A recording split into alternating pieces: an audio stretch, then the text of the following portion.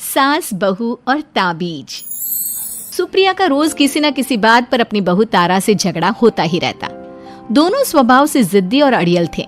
दोनों में से कोई भी एक दूसरे के आगे झुकना नहीं चाहता था। फिर एक दिन, तारा कहाँ मर गई थी तू अभी तक? सुबह से शाम हो गई, घर में इतना काम पड़ा है, ये सब छोड़कर कहाँ मौज मस्ती करने गई थी? आपके घर के सारे काम करने का मैंने ठेका नहीं ले रखा। आप भी तो अपने दोस्तों के साथ किटी पार्टी करने जाती हैं, तब तो मैं आपको नहीं टोकती। अरे मैं तेरी सास हूँ, तू मेरी सास नहीं है। सास है तो क्या मुझे चैन की सांस नहीं लेने देंगी आप? बहुत जबान चलने लगी है तेरी आजकल। आने दे मेरे बेटे को घर पर, फिर देख तेरी कैसे क्लास लगवाती हूँ। आपके पास और काम ही क्या है? बाहर पड़ोसियों से मेरी बुराई करना और घर में पति से। हाँ तो अब तेरा काम भी तो ऐसे ही होते हैं ना। तारीफ के लायक कोई भी काम किया है तूने आज तक? बस जुबान चलवा लो, कैंची से भी तेज चलती रहती है। सिर्फ जुबान ही नहीं, हाथ पैर भी चलते हैं, जिनकी वजह से आपको घर में इतनी सफाई देखने को मिलती है, वरना आपको तो अपनी किटी पार्टियों से फुर्सत नहीं मिलती। तो कहना क्या चाहती है? घर का क्या सारा काम तू खुद अकेला करती है? तो और क्या नौकरानी करती है? इसी तरह तारा और सुप्रिया में आए दिन लड़ाई होती। दोनों के दिन की शुरुआत ही एक दूसरे से लड़कर शुरू होती और लड़कर ही खत्म होती, मानो ये अब उनकी दिनचर्या का हिस्सा बन चुकी हो। शाम को तारा का पति वैभव घर आता है। वैभव को देखते ही उसकी माँ सुप्रिया उसके पास आती है और कहती है, बेटा वैभव, अच्छा हुआ जो तू आज जल्दी घर आ गया।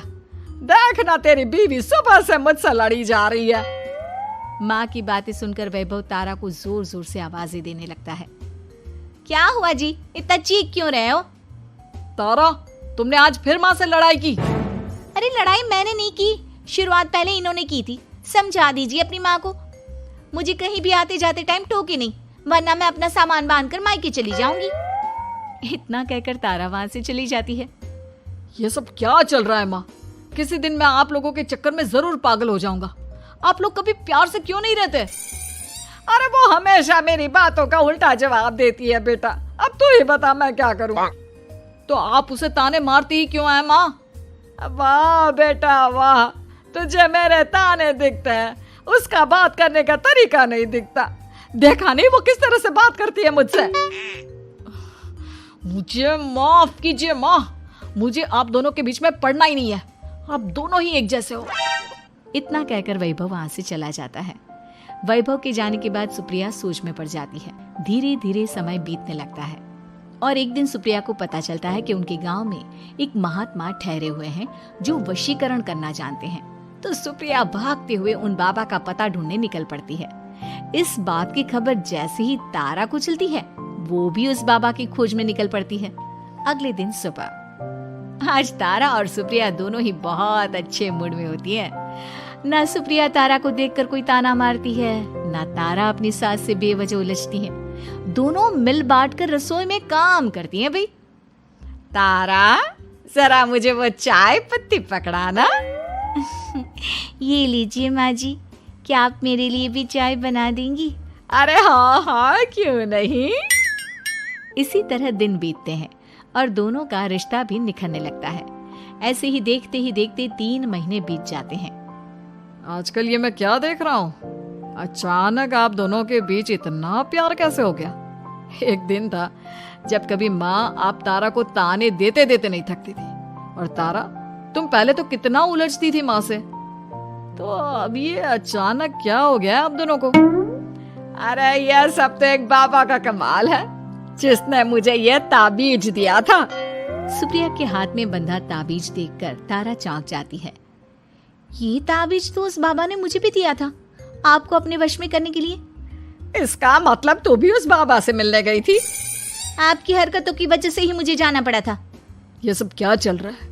मुझे तो आप लोगों की कोई भी बात समझ में नहीं आ रही।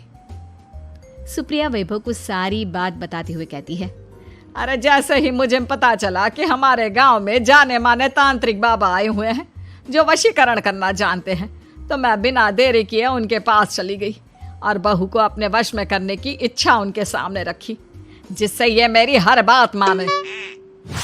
बाबा, मैं अपनी बहू से बहुत दुखी हो चुकी हूँ। वो मेरी एक बात नहीं मानती। आप कुछ ऐसा कीजिए बाबा जिससे मेरी बहू मेरी हर बात मानने लगे। पहले आप मुझे अच्छे से बताइए, आपको अपनी बहू से आखिर परेशानी क्या है? बाबा वो मुझसे कभी प्यार से बात नहीं करती। मैं उसे एक बात सुनाती हूँ तो वो पलट कर 4 बातें सुनाती है। आप कुछ ऐसा कीजिए ना जिससे मेरी बहू सारी बातें मानने लगे। बाबा सुप्रिया की बातों को ध्यान से सुनते हैं और उसके बाद सुप्रिया को एक काले रंग का ताबीज देते हुए कहते हैं, ये ताबीज तुम्हें अपने गले में पहनना है और जब तक मैं ना कहूँ तब तक इसे उतारना मत।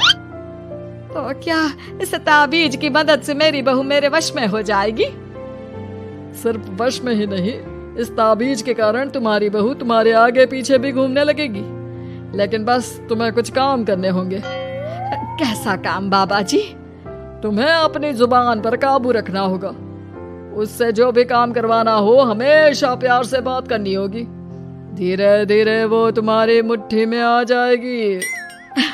अरे ठीक है बाबा जी, जैसा आप कहेंगे ठीक मैं वैसा ही करूंगी। तारा ये सब सुनकर चौंक जाती है। ऐसा ही कुछ तो मेरे साथ भी हुआ था जब मैं उस बाबा से मिलने गई थी। बाबा जी, मैं अपनी सास से बहुत तंग आ चुकी हूँ। वो हर रोज किसी न किसी बहाने मुझसे लड़ती रहती हैं। आप प्लीज कुछ ऐसा करिए ना जिससे मेरी सास सुधर जाए और मुझे बेवजह टोकना बंद कर दे। तारा की ये बातें सुनकर पहले तो बाबा सोच में पड़ जाते हैं।